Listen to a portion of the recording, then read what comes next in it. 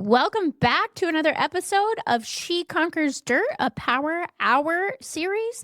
Charlene and I have a great guest for you today. I'm really excited for this one, Charlene. I know, Avis. I'm super excited too. I'd like to welcome Payton Dumford. I'm super excited to hear about her dirt princess racing at the very young age of 15 and how she's already pushing the boundaries. Yeah, that is incredible. I can't agree more. Let's get into it. Let's bring her up. Absolutely. She Conquers Dirt features the stories of incredible off-road ladies associated with Ladies Off-Road Network.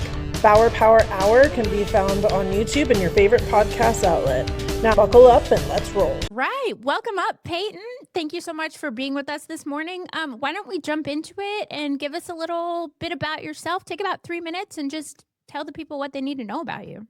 Yeah. So as they already introduced me, my name's Dirt Princess. I'm 15 years old. I've raced for about 10 years. This is my 4th year in a big car. I raced a Polaris Turbo S in the Ultra4 series. I started when I was 5 in a go-kart. I kind of got into it because my dad had been doing a ton of off-road racing in a Jeep. So once I got to the age of where I could start doing stuff, I was able to get into it. And I've just slowly moved from the go-kart to doing 170 racing and then now into the bigger razors. I've got to be able to race really a ton of different places across the country. With Ultra4, I've raced King of the Hammers. I've raced Kentucky, Indiana, Texas, Pennsylvania, a ton of different series as well. One of my last race I just did was Crandon, and I was able to get my first ever first in Ultra4, which was super exciting. I've also been able to do a 12-hour race, which is this cool poster behind me. Got to do it with another racer. Her name is Danica. She races a buggy. So we kind of became the Feral Princess because her name was Feral and mine is Dirt Princess. So we smushed it together. And I've just got to be able to do a ton of experiences. And it's something I'm very grateful for as young as I am. Right? That is so fun. Yes. So fun. I mean, you're living the dream of so many young girls out there. So I can't wait to dig into it and hear about your whole journey. Thank you. Absolutely. But before we start, let's open the door to your house. You got some fluffy friends, you got mom and dad, you got any brothers or sisters? Where you go to school? What do you do? Tell us all about that. I have no brothers and sisters, but I do have 2 dogs, which I call my brothers. They're part of the family. I go to an online high school. It's called Penn Foster, so it helps me be able to do racing and travel more because I can just do it whenever and it makes life a lot easier. Awesome. Cool. So what kind of dogs? What are their names? I have 2 beagles. Their name is Bandit and Blaze. One is 2 and the other is 3. Oh my gosh. Awesome. So still puppy phase. Yes, most definitely. Do beagles ever grow out of the puppy phase? I'm not sure they do. I don't think so. No. I say the one is in his terrible 2s. He gets into everything. Nice. Do you like homeschooling? Yes, I do. I've only ever done homeschooling, so it's all I know. But I'm very grateful that my mom put me into homeschooling. It makes life easier, and I actually was able to excel, and I'm a senior right now, so I'll be close to graduating here soon. That's amazing. Awesome. What's your favorite subjects? What do you like the most? None of them, but I think if I had to pick one, I'd probably do math. It's a means to an end, Charlene. It's a means to an end. She needs to get at through least that he's so she honest. can get into racing. I know, right? Yeah. I love that. I love it. So you're a math girl. Okay, well that makes sense though, right? Because everything off-roading has to do with math, whether you want to admit it or not. And physics, right? Yep. Physics too. Yep. Physics is the most mathy science, though, isn't it? I mean, let's face it. All right, should we jump into our first set of questions? Yeah, let's do it. Okay, so let's do our first full throttle favorites rapid fire questions. Are you ready? Yes. Okay. What is your first car? My first car was the go-kart. Not sure what type of go-kart. I don't really remember anymore, but it was a go-kart. Okay. Do you even have your driver's license yet? No, I have my 10s. What is your favorite food? Favorite food? Pizza. Pizza. So what do you listen to? Country music. Big Morgan Wallen fan. Are you a prepper or a last minute doer? I wish I was a prepper, but sometimes when it comes to racing, it's last minute. Okay. And are you early morning or late night? Early morning. So your first car Okay. was a go-kart. Do we consider that a car, Charlene? I don't know. I think we should ask the question differently. So what do you want your first car to be? Because it's coming Yes. up, right? Oh, I don't know what I Or would do you want my already first. have one? You guys been building something for you? No, I wish. I think my first car would probably be a Jeep. All right. Like a What modern kind of Jeep? Jeep or an older Jeep? Yeah. Probably a Grand Cherokee. Yeah, Interesting. Cherokee family. I like it. I like it. What kind of pizza? Pepperoni and pineapple. Always a classic. I don't know. That There's is people that are my going to argue about pineapple with you, huh? I do know that that one. the pepperoni with the pineapple is kind of unusual, but that is also my husband's favorite pizza. I mean, if we really want to So, get unusual, I used to do pepperoni, pineapple, and mushrooms. okay. That one is Okay, unusual. Yeah. that's definitely a next I would level. eat that though. I would eat that. It was really good. That was my COVID pizza. Your COVID pizza. Do you were guys so make a sad lot of when that was pizzas? happening. Yes, I love during this. COVID, we ate a ton of pizza. How did you get into off-road racing? Like, let's just give us the background story. Was it because of your dad, like his history? You just decided one day you woke up and said, I want to race. Like, what do you got going on? Tell us how you got here. I'd probably say my dad, of course. I don't think I woke up and wanted to at first. I think it was kind of scary for me. So he got me into it, and I slowly was like, oh, okay, I like this. This is something I can do because I'm not a sports person. Yeah, I don't like balls getting thrown at my face. That's not me. If it doesn't have a motor at this point, I'm not interested. She has I get goals and that. she knows what they are. I So let's see. completely understand that. You were put in a go-kart. Well, you started racing go-karts at 5. So you started driving go-karts at 4? No, I No, started at well 5. Still. driving at 5 and racing go-kart. When I was like 18 months, they put me in a Power Wheel and I started driving around. And then one of our local places had Power Wheel racing, so I did that. I just don't really count Oh. that one. I would count So that. funny. Yeah, That's you should awesome. definitely count that. So is this on like a dirt track? Go-kart racing on a dirt track? Go-kart racing was flat drag racing for a while. And then the series that we did opened up like obstacle course racing, which is pretty much a short course. They just made a different word for it. I liked the obstacle course racing. Flat drags was terrible. I never understood the whole timing thing or how to get everything right. It was much better if you could just race the person and whoever gets to the end wins, but that was not how it was there. It was all based on timing and your speed and all of that. Okay. So obstacles, that's your thing. Yeah. Nice. Is that true which- now, even in the bigger cars? Which leads No. into King of the Hammers, yeah. Yeah. Like the biggest obstacles in off-road racing. Yeah. Yes. No, not really. I much rather like the Ultra4 racing where it's the woods, the rocks, King of the Hammers, where there's rocks that most people will look at and be like, oh, you can't do that, and then there's a car coming up it. Awesome, I love it. So, did your dad race before? Was he into racing, or your mom raced before? Yeah, How my did dad. this blood get into the system? Well, my dad's dad, he raced for a little while too. He did the flat drags, and then my dad would do flat drags. He would do obstacle course racing, and then we started doing a series called Renegades Racing, which was kind of like Ultra4 basically. It had that type style courses, maybe probably a little bit easier. And he would go and do that, and then they would also have the 170 races that I would do. Gotcha. Cool. That's crazy. So then you got into a side-by-side. So take us through your Polaris Razor journey and when you got your first side-by-side and how that all started. I think I got my first side-by-side, I want to say in 21, just to start like getting the feel for it. I was still racing 170s at that point.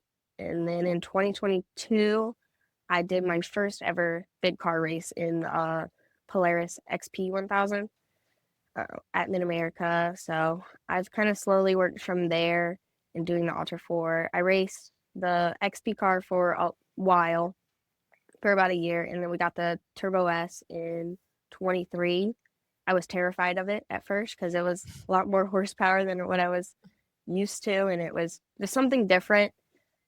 Because I wasn't big on four-wheeling when I was younger. It wasn't something exciting for me. I would much rather be doing, at that time, I would have much rather been doing short course or something like that instead of rock crawling and going through the woods. So it was a different experience, and I'm really glad I chose that instead of doing short course, because I don't think I'd be a very good short course racer. I'm much better at the off-road stuff.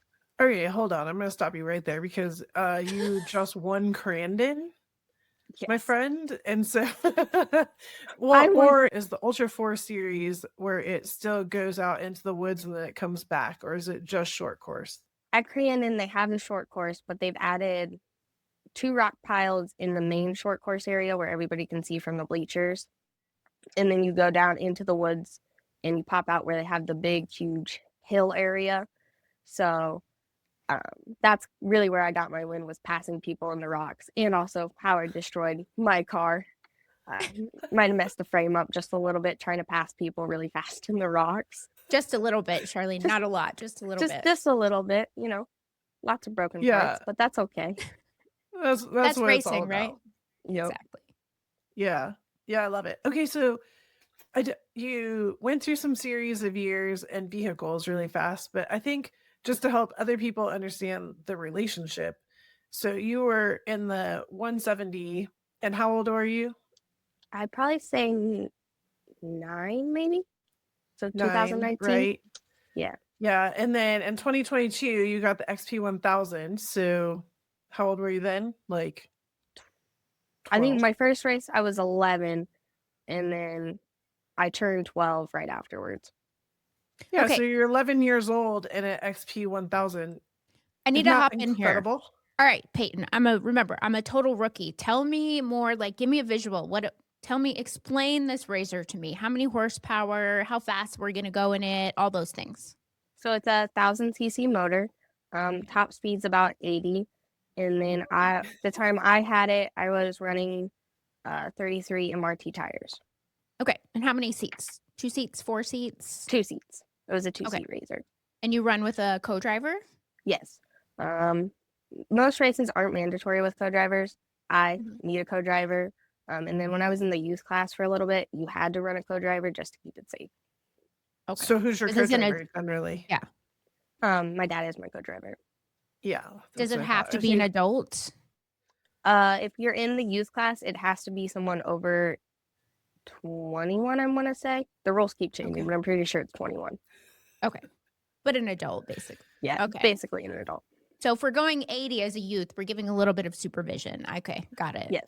I don't think I ever hit 80 in that car, to be honest. But Avis, Wow. like, here's the deal. Payton is in there with a co-driver, of course, but at 11 Yeah. years old, in a 1000cc engine, 2-seat razor vehicle that could potentially go 80 miles an hour. And she's killing it. She's racing. I know. She's in the mix with all of them, right? Sign Payton, me like, how up. are you finishing? I'll sit in the seat. I think that first year, the very first race I did in that car, I did not finish because neither me or my dad knew a ton about razors. And we got stuck and tried to put it in reverse and ended up messing up the transmission. So that kind of took us out of that race. But for most of that year, I think I was finishing in like the top 5 with most of the adults. Wow. That's awesome. And then you went on Yeah. to a Turbo S the next year. So now you're 12-ish years old, right? And the Turbo S. 13 probably. Probably 13 at that point. Yeah. And what is the Turbo S? So basically, same thing as an XP. It's still a 1000cc motor. It just has the turbo onto it to give it more speed or horsepower, however you want to say it. Okay. It's still a 2-seater. That one we did step up to a bigger size tires. We did 32s instead of 30s. And then this car was more built for Ultra4 racing than the XP was, because that was kind of set for short course. So there was less clearance than this car has for going over the rocks.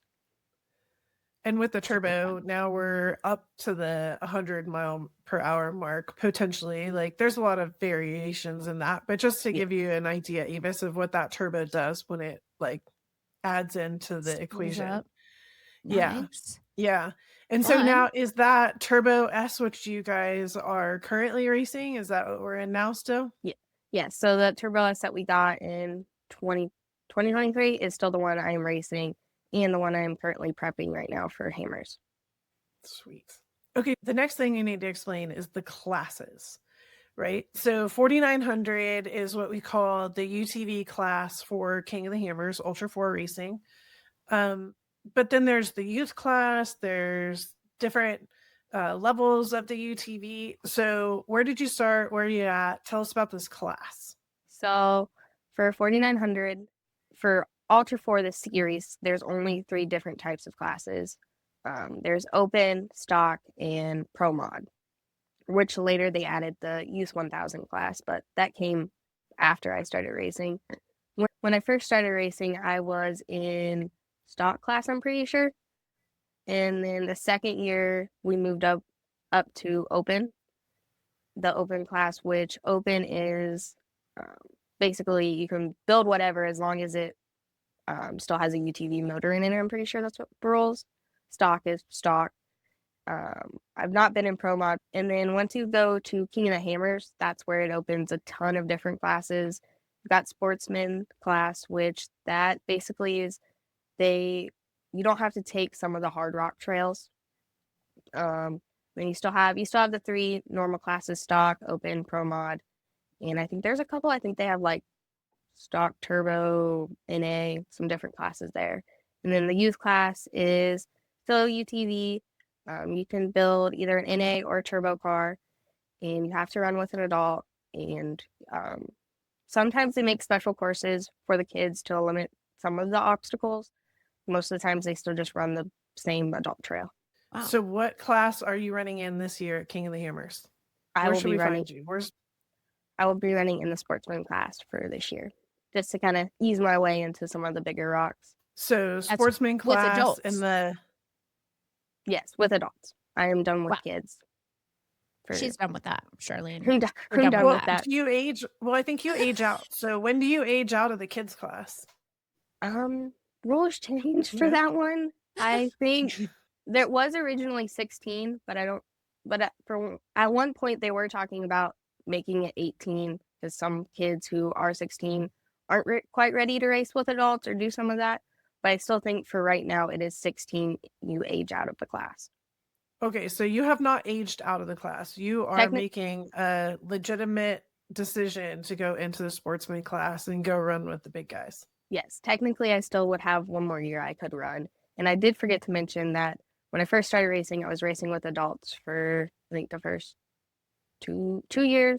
And then 2024, I switched into the kids class, one to just give me a chance to be able to actually podium on some races and to grow that class as well to get more use into it. And then this year I finally decided that it's time to go back up to the big cars and race with the big guys. Nice. So I have to ask, I get to ask this question. Is it intimidating? Like, how do you feel about it? Are you excited? Is it intimidating? Like, I'm excited about it because I'm ready to race the real King of the Hammers, and just be with the big dogs. I don't think it's as intimidating to race with adults and a mostly guy field because that's what I'm used to and that's where I started out anyway. So I quite like doing it, especially when you're pre-running. You get to watch all the adults go which way they go, and then you can either follow them because it's a good line, or you can take the other line because they're broke on that one, and you can find the good lines that way. and is your dad co-driving for you this year, or do you have somebody different? Still my dad. I like my dad in the seat. I will not put anybody else in there for now. I like it. So prepping for any kind of race, not just King of the Hammers, what does that entail? What does that mean? For prepping for any race really, we do bolt checks. So we'll take bolts out of everything, make sure they're still good. We have big tubs full so we can constantly replace because you don't want that to be what takes you out because you didn't check it. Usually we'll change oil every race or every other race. If there's no main, like I broke the diff or I broke an A-arm that needs to be fixed, we'll just make sure everything's tight, which along with the bolt checks, we paint the bolts. so that way we can make sure they're still tight. We'll go around and tighten other things. Very simple maintenance unless something major is broken. We'll check bearings as well because those tend to not break, but they'll wear. And for the most part, we don't do a ton, but unless there's something crazy we have to fix. Okay, Okay, so wow. how do So- you know if a bolt is bad? Yeah. Usually I tell if either it's stripped or like it starts to kind of get thin in some spots. And sometimes even if the bolt is not bad, I will still take it out if I've raced multiple races on it. That's not something both me and my dad have discussed. That's not something we want to take us out because something fell off because we had a junky bolt in. Right. How many bolts are we talking about? Like, how many bolts are on a razor that you guys are maintaining? A lot. There's A a lot. ton of bolts. Everything's bolted. Way too many. Okay. Yeah, that's what I thought, but I didn't know if you had a number on it. So, yeah, that's No, crazy. Way Okay. too many. Yeah. The other thing that I want to come back to, because I don't think a lot of people understand painting bolts. Do you want to explain that? So we'll take paint markers. You can get them off of Amazon. And basically what I do is I just make a line. So if I'm mounting an A-arm to where the frame is, I will just put a little mark on I'll just take it like a little mark. So if this is like the frame, I'll just take there it is, like a little mark on the frame and the bolt. So that way, if the bolt's moved or it's crooked, I can tell, oh, it's loosened, so I need to tighten that. And that really helps, especially not even at home prepping, but like the night before. You don't want to have to do anything, so that way you can just get a flashlight and you can go through, check everything. And if there is something major you need to tighten, you can just go ahead and do it and not have to manually sit and, okay, tighten. And it's just a quicker way of doing prep for me. Nice. Yeah, this is a big race prep moment where everybody does torque specs on all their bolts and then you mark them. And now it becomes visual inspection. So every time before you go out, you can visually inspect all your bolts. And I encourage everybody at home to do that as well with your bolts. Like it doesn't just need to be a race thing. Yeah. So Yeah, for sure. pretty cool pro Payton, tip right there. You talk about your vehicle and your bolts and your parts with a lot of confidence. So how long have you been working on your own vehicles? Pretty much my whole life. When I started Okay. racing, my dad sat down with me and said, "You're going to race. We don't have the money to hire a pit crew to work on the car. So it's you. You have to work on the car." And I'm really grateful that he did that because I'm able to know what I'm working on, know what to fix, and understand the car better. Like with the 170s, I got so used to taking motors apart and transmissions and everything that I could tell if something was messed up and automatically radio in, "Hey, this is messed up. We need to fix that." Now I can't do that as well in the bigger cars because I don't take a ton of the stuff apart since they're more fragile. Usually that stuff gets sent off for things, but Mhm. I do all of my own prep, and that's why if you go on my Facebook pages and stuff, you will see videos of me working on everything. That's amazing. And you're starting to do more welding. You've taken welding classes and you're really getting into that. Do you love it? Yes, I do. I haven't taken any welding classes yet. I'm going to start that progress. I will start that after King of the Hammers. I would like to be a welder. That is kind of my job and skill I want to start working on. That's beneficial for racing too, right? I mean, kind of goes hand in hand. I want to do it, one, because it would be a really fun job, I feel like. And also that way I can be able to build cages, work on my framework, do whatever I need to. And also just it's helpful at tracks if you ever need to break something. I'm there and I can fix it. I like that. That's awesome, Payton. All right, well, let's jump into some more fast questions. What do you think, Avis? All right, let's do our second full throttle favorites rapid fire questions. Are you ready? Yeah. What instantly stresses you out in a race? One thing that really stresses me out is when I'm trying to get ready for a race and then my dad walks away from me and I get really nervous. What one word describes your driving style? Wing it. Wing. Do you have a pre-race ritual that you have to stick to? No, not for me. I don't have one of those. Okay. If you could design any part with no budget limits, what would it be? Maybe a cage because that's kind of in a chassis because that's your safety point. Okay. Who would you want to race again in your dream 3 vehicle race? Probably Dennis Anderson because I'm a big fan of him. Eva Star, she's another really cool racer, and probably Amber Turner. No, not Turner, Slauson. Oh, nice. And is there anybody that you look up to or a mentor or? One of them is Cynthia. I'm not going to try to say her last name, but she races a monster truck in Amsterdam. I also look up to Amber Slauson. She's a really cool racer, and she does a lot of cool things. So you don't have any pre-race rituals, like you don't have to eat the same food in the morning, like you don't like kick your tire 3 times or hit the steering wheel twice before taking the green flag, like nothing that you can pay attention to that's silly like that, that's like, okay, I gotta do this. No, I think the one thing I do is I get really nervous, and most of the times I don't eat before races. So I guess if I had to say, that would probably be it. Yeah. Don't eat. That's the ritual. Yeah. That makes sense. A lot of people get nervous and have a hard time eating before things like that. I like your one word wing it. Yeah. Just go for it style. Yeah, so when I first started racing in the off-road world, I again didn't 4-wheel a ton, so I didn't have a ton of experience rock crawling and doing all of that. So if I got to an obstacle that scared me, half of the time I'd find the bypass for it in pre-running, and then I would go and do it in the race day and hope for the best. Nice. I like it. A little bit of a send it there, right? Just to send it. Yeah. We're just here. We're going to send it. Yep. I'm just going to hope for the best. I got to do it in the race. I don't have to do it in pre-running, but in the race, I got to do it. So I'm just going to go for it and hope for the best. Oh, I love this. Okay.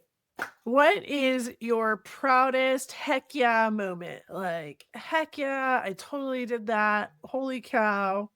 What was that moment? What have you had so far? My proudest moment, as I mentioned before, is I got my first at Crandon this year. That is something I've been wanting to do. And at Crandon, I have tried for 3 years to finish, and I've never finished that race. So going into it, all I wanted to do was finish. I didn't care where I positioned, anything. I just wanted to say I finished Crandon. And then crossing the finish line and realizing, oh, I got first, and having my dad in the car. And also in that race, some things got messed up, and they decided to change how many laps we were supposed to do. So you were supposed to go out, you were going to do the short course, and then go to the back rock sections and hit those rocks twice, and then go back on the short course, and you would finish. Well, I did that, and I go to the finish line. Nobody's there to flag me. There's nothing. So I had to radio up to my spotter and be like, what's going on? I did my 2 rock laps, and I'm back in the short course, and there's no one here. And he's like, well, they changed their mind. They decided that you have to do 3. So I came from the starting line in Crandon and went all the way to the back rock sections for the Ultra4 and was able to pass the other cars that were stuck and still managed to get first. Wow. Oh my gosh. Well, that's a testament. Yeah. What is going through your mind? Like, what is that feeling? What are the emotions? I'd say pure adrenaline that is happening right there. It's just like you're so focused on the race itself that everything else, you just forget about it. And that's one of the things I love about racing is you're focused racing on the car, making sure nothing happens, and everything else just kind of fades away. Yeah. And how special is it to have your dad with you when you do that? It is amazing. It's he quit racing a while back, so I could step into it and get into it. So it's really awesome to be able to do these experiences with him and have him in the car. That's so fun. All right. And then at the opposite end of the spectrum, what's that moment where you're like, oh, I really learned a lot off of that, like the low, but you learned something from it? I'm kind of fortunate that I have parents who help me and I don't have to have that low moment.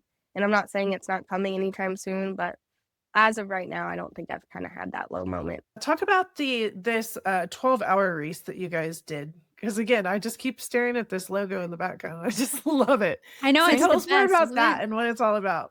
So the 12 hours, it's called the World's Toughest 12 Hour. It's kind of a moving series, so they have different races in different spots. This one was in Pennsylvania.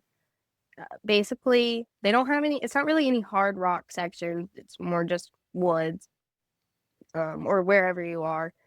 So, and you're running for 12 hours straight.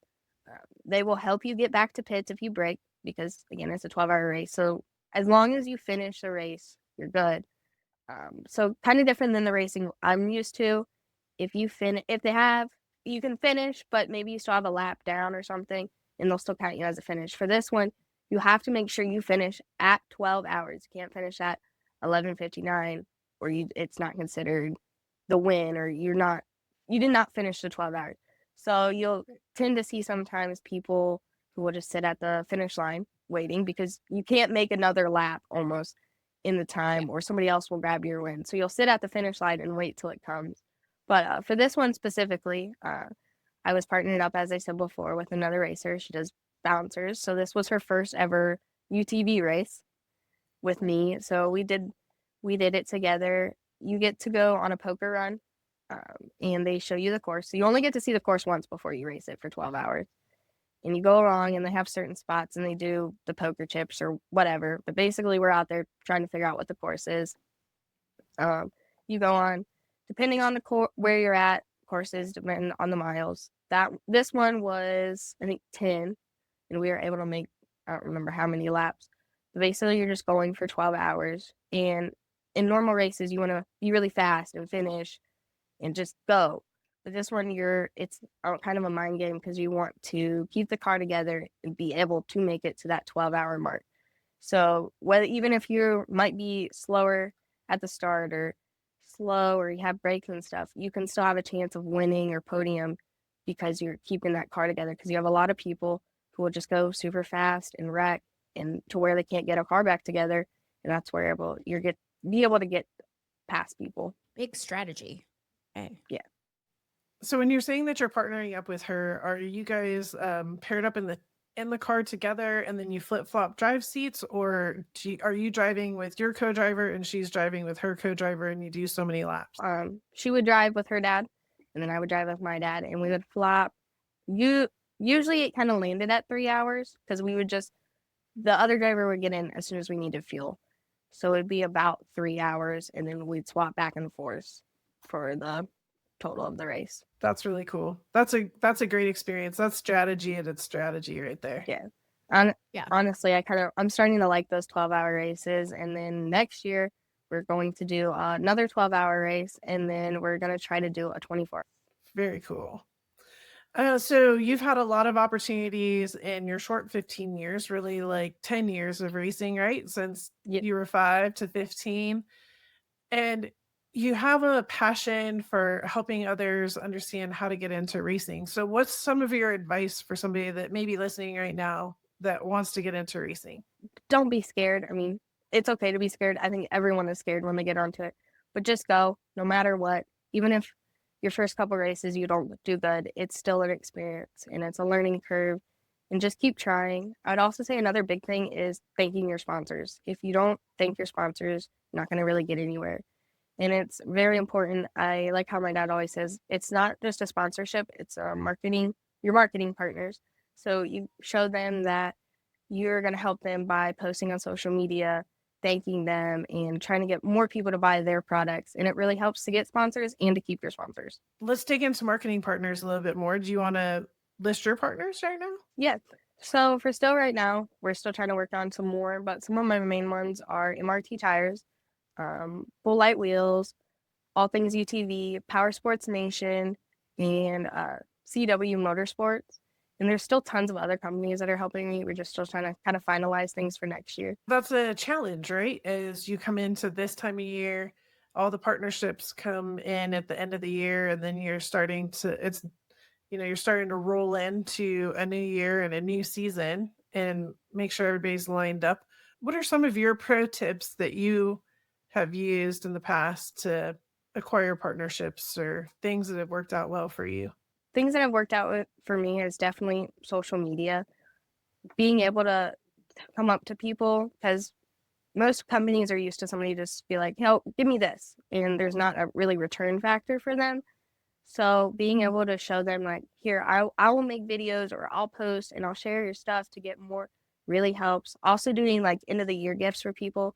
It could be something small, just like a picture saying thank you, and then a letter just to tell them thank you for how much they've supported you and everything, and you hope to continue that sponsorship or marketing partner. Have you found any challenges trying to get marketing partners? I do. It is a challenge. Sometimes you hit kind of where they don't have any more room, so they're like, "Oh, you can still message us." So that's kind of a challenge, especially to just like going to PRI or going to SEMA. You get a lot of times where it's at the end of the year where you need to start making your partners, but it's also hit we've already hit our max for that next season, so you can't get that. As you're working with your marketing partners, as you're communicating like what your opportunities are and what you have out there, one of the things that you've always mentioned to me is how you want to inspire other girls to be successful. How are you trying to do this? My way of really doing it is if I'm ever at a show, I always try to get younger kids to get in the car and kind of talk to them just a little bit about it to get them excited. Also, posting on social media, showing them that not only boys can work on the cars and that I'm still able to do it and work on everything. And just my goal is to inspire that next generation of female drivers to get more in the sport because even in Ultra 4, there's maybe 2 or 3 girls that really race. I've never met you in person. How tall are you? Like, do you need to make modifications to be able to drive the vehicle, or do they fit you well? Depends on the vehicle. So once I got into the Turbo S car, they have a bump up on the dash so where you can have like all your speedometer and everything. So for the normal seat base that comes in the car, I could not see. So I'm about 5'3", and I originally had to add a 4-inch seat base welded on so I could actually see over the dash and know what I was doing because the very first race I did in that car, I couldn't see and I rolled us down a hill. So very important to be able to see. Yeah. So, yeah, great. I'm 5'2". I have challenges as well in vehicles, so I was just wondering, how you handle that. Yeah. I get into a car that doesn't have the seat base like mine. Usually I have a ton of cushions. Either I've got a back cushion or I've got something under my butt to kind of raise me up because I do have issues seeing. That's awesome. Well, should we run into another full throttle questions? Let's go. All right, let's do our final full throttle favorite rapid fire questions. Are you ready? Yep. All right. What race is still on your bucket list? I would like to be able to go to Vegas to Reno. That would be a fun one. What co-driver trait do you value the most? Probably that he is my dad. It's my dad racing with me, and he knows how to calm me down. Oh, nice. What is your secret superpower on the track? Probably my wing it spirit, because sometimes people will overthink an obstacle, and I just kind of go with it and hope for the best. And sometimes that really helps. And you see a lot of people stuck, and I kind of just am able to make it over. I like that. What is the next skill you want to master? Next skill I want to master is definitely welding. That is definitely my next project. So Vegas to Reno, huh? That's okay for us rookies again. Explain to me like what is involved in that race. Like it seems like a pretty long, intense race. For Vegas to Reno, I think it's about 550 miles, I want to say. And that one, you don't pre-run. You just go out there and you start, and then you have two, depending on how big of a team you have, I think the best I've heard so far is having 2 chase trucks that follow you, and then they jump from pits to pits along the way for the most part. About how long should that race take?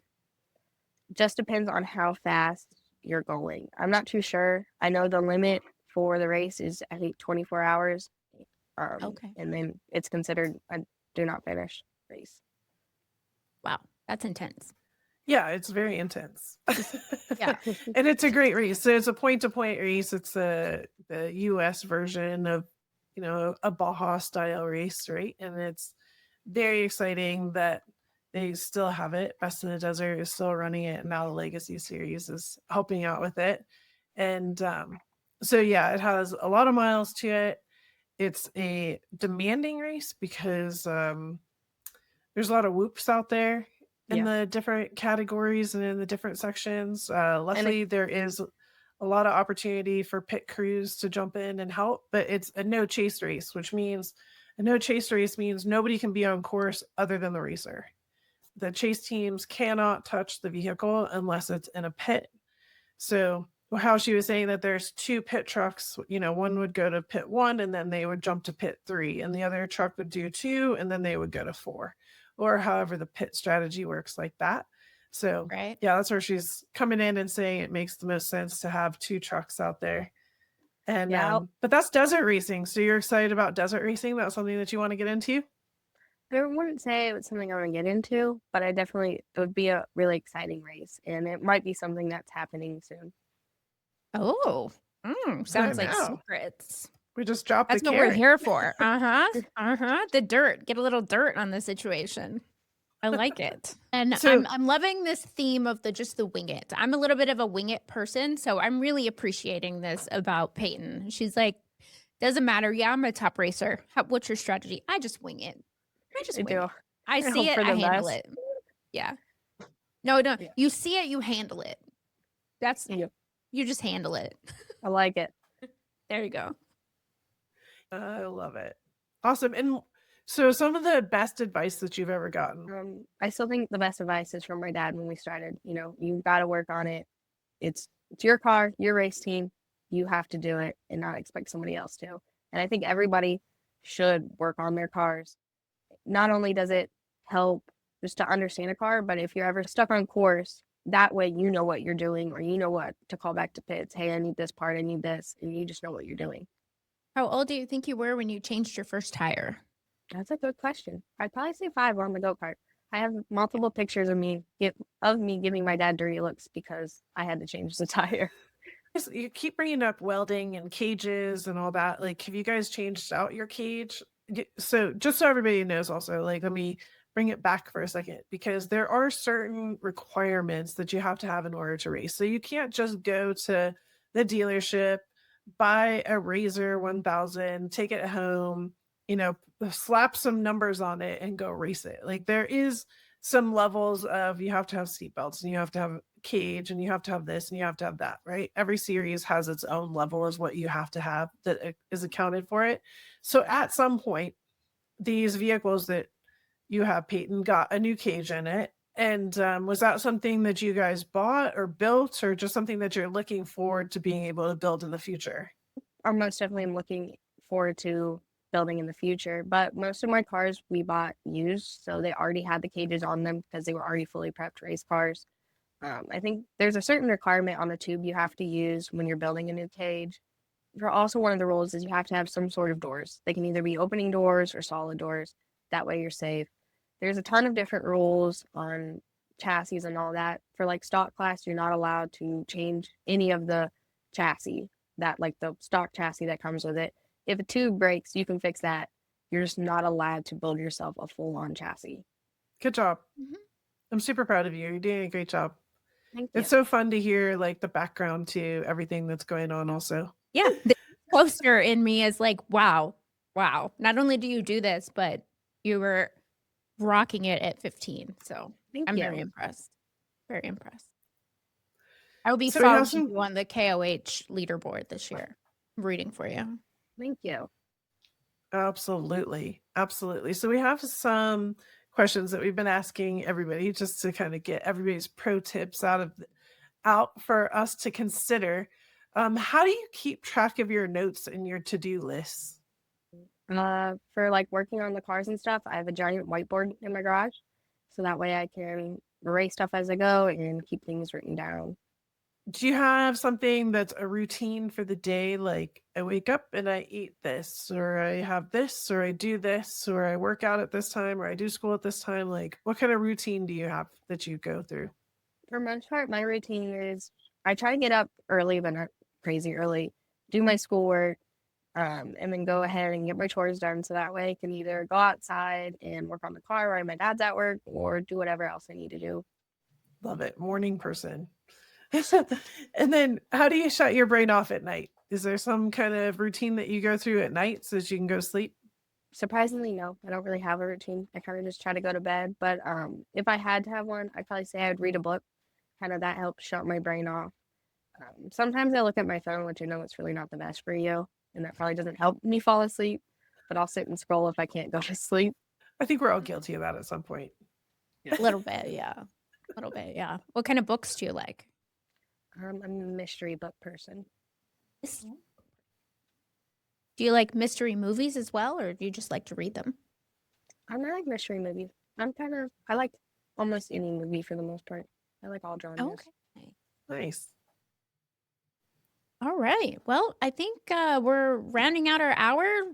I'm going to tell everybody again, remind everybody, subscribe, hit the buttons, hit the bells, hit the thumbs up, stay in tune to what's happening here on the She Conquers Dirt podcast. We want to thank Payton so much for lending us some of your time today. And we appreciate you sharing your story with us. Is there any final words that you would like to say? Anybody, where can people find you? That kind of stuff. Well, and I want to say thank you to you guys for having me. It was such a great opportunity. I also want to thank my parents. Couldn't do it without them. I do want to say, go follow my page and share my posts so together we can inspire that next generation of female racers. My socials are Facebook is DirtPrincess7, and then Instagram is DirtPrincess_7, and then I also have a YouTube so we can watch some of my in-cab stuff. It's Dumford Racing. Oh, fun. How did you come up with the name Dirt Princess? That's a good question. It was kind of a random thing. When I first started racing, we were scrolling, looking at different things, and my mom came up with, because I like to play in the dirt, but we also used to go to Disney a ton, so I'd like to wear my princess dresses. So we thought Dirt Princess would be a perfect name because I like to look pretty sometimes, but I also like to roll around in the mud. I love that. Half glam, half feral. That's how I live my life too. And why don't you give your partners another shout out? Yeah, I want to, again, big thank you to my mom and dad. I would not be here and be able to do all of this without them. Another thank you to MRT Tires, Full Light Wheels, All Things UTV, Power Sports Nation, and CW Motorsports. All right. Thanks again, Payton, for your time. I really appreciate it. I learned a lot, and I can't wait to see you out there in that car. Thank you. It was great to talk to you guys. Yeah, absolutely. Thank you, Payton. And grab more perspectives from other amazing ladies at She Conquers Dirt, a series of Bauer Power Hour. We'll see y'all next time. Get an entry into our weekly giving by watching. One entry per episode, must complete the form and click submit. Check out this next episode. It's pretty exciting too.